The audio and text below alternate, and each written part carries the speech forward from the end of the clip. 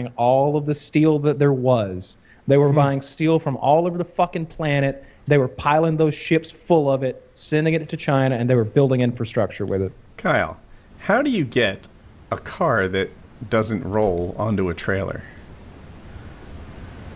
My car trailer's got a winch in the front with a cable, and so drag just it on. winch it up there. Oftentimes, if you park just right, so that maybe the trailer's a little bit lower, and you just got to get the car like up the initial hump, and then it'll go. Then maybe 2 or 3 guys can get together and get it going. I almost always try to get cars that run, cars that are running. But when you're done with them, they seem not to run. And when I watch your videos, they don't look good anymore. Yeah. So to get a car like that onto a trailer, you can wrap a chain around it and lift the thing high enough into the air with a front end loader that you can back a trailer under it. Mm-hmm. Or a lot of times, the guys at the junkyard will come and they use like a big loader and just grab that fucking thing, put it in their truck, put the loader on the truck, and just skedaddle. They'll come to you. Yeah, for a long, they used to always come to me. I had a really good deal with the local scrapyard. I went to high school with the guy who ran the scales, and I would just go up there and be like, "Hey man, I need a car to blow up." He's like, "Oh, got one right there. We'll drop it off this afternoon." They would drop it off.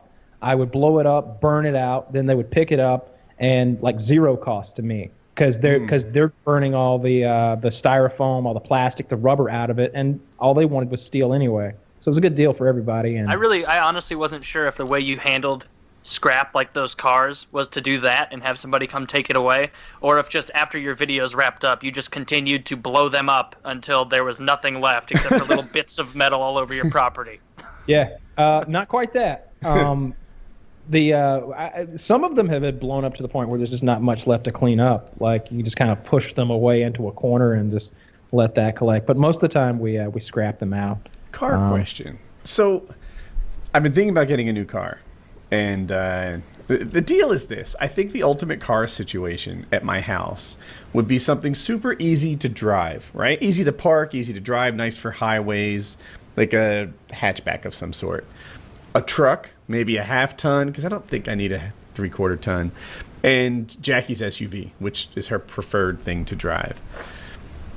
So Hope needs a car, and I'm like, maybe we'll add the damn hatchback to the stable, to the fleet, I mean to say. And then I could, like, take the paramotor everywhere with that stupid hatchback, drive 4 hours somewhere, and it wouldn't be such a big deal. What would you get for an easy-to-drive car that Hope and I share? I've got Volkswagen GTI in my head. Ooh, I like those. Those are pretty dependable. Maybe, I don't even know. I think it'd be cool too. Like I look at it and I'm like, oh, a Ford Focus. But I had one a long time ago. I'm sure they're much different now, but I have bad taste in my mouth from Ford Focus. I need more smart mouth. I don't know. We're talking about a mid-sized car. Yeah, I'd even do used like car or a new car. I don't think I caught that part. Stupid used. Yeah, like okay. $5,000. Because Hope's gonna crash it. I don't know. I'd look for a Volvo or something. Man, those Volvos are so safe. They invented the seat belt. I've crashed a few of them, and they literally crash better.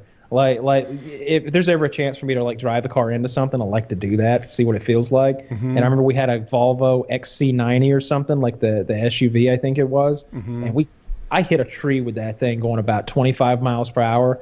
I was afraid to go any faster than that. A head-on collision at 25 miles per hour is pretty serious. It is, yeah. But I remember being like, boom, and just being like, oh, that was fucking awesome. And like getting out and looking and like, we didn't even do that much to, it crumpled all the fuck up. Did you have like a nice airbag deploy?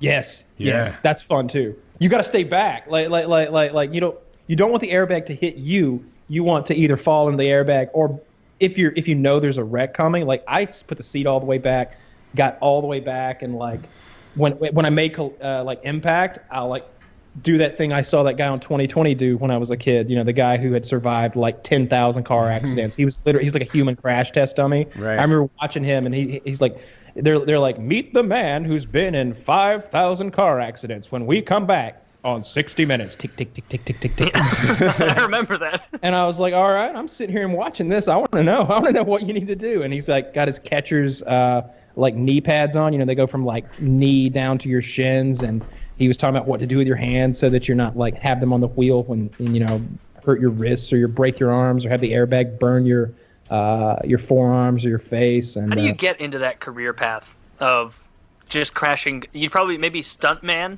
and then you transition, or he worked for the NSTCA, the national or whatever they are, the National Traffic Safety Highway Safety Association or something like that. So they were literally like crash testing cars, and he was just doing it himself. And he just had a knack for it. I had a real itch for it. They were all out of pig cadavers that day, and Bill wanted to make $20, so his career started right then and there. Have you ever seen those old videos of them using pig cadavers for like Air Force tests, military tests, and car collision tests?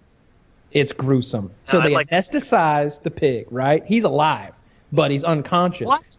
Yeah. And then they like sit this full-grown like 200-pound pig up in the seat of like a 76 Oldsmobile and buckle him in, and he's just like, you know, just laying there in the seat, and then it's off to the races, you know, 60 miles an hour at a brick wall or whatever, and you know the pig, you know, they show the pig, you know, there's a pig cam, and he's just kind of jostling around in there a little bit. He's not awake, he's out, probably happy but, as hell. He jostles a little and then just bam, and of course he hits that steering column and that steering wheel, and it's just destroys the pig, fucks him up, or they hit the glass, or the whole cab collapses.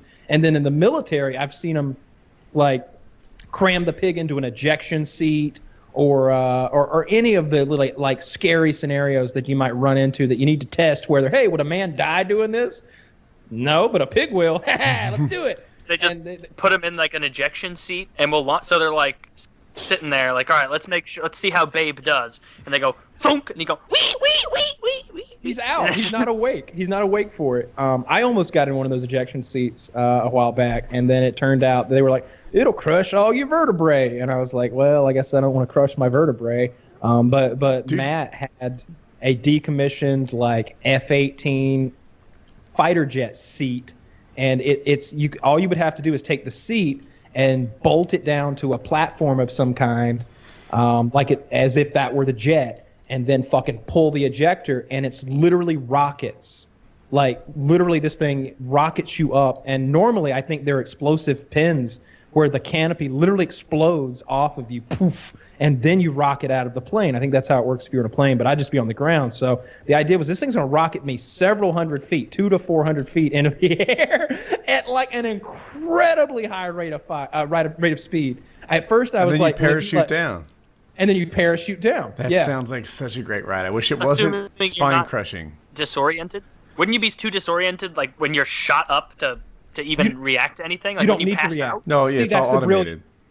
All you got to do is boom, pull, and it's a ride from then on. That you may or may not survive. There's a chance I could those Air Force guys, there's a reason that they don't black out from 3 or 4 Gs that they're regularly pulling. I'm sure some of it is physical training. Some of it is the suit they're wearing. That thing like squeezes the blood out of your legs up closer to your head. But just me personally, I mean, there are some roller coasters that'll make me black out. So I would definitely be unconscious on that thing. You have a straight disadvantage. The short people are better at it.